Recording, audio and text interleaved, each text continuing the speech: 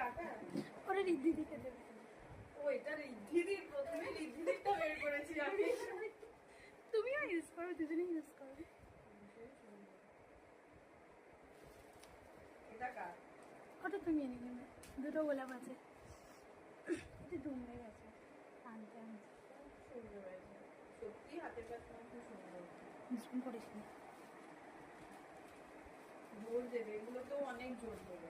খুব সুন্দর লাগছে গোলাপটা। ভীষণ সুন্দর হয়েছে। এটা কার? তুমিই নেবে। আমার আর ওগুলো দিদিন।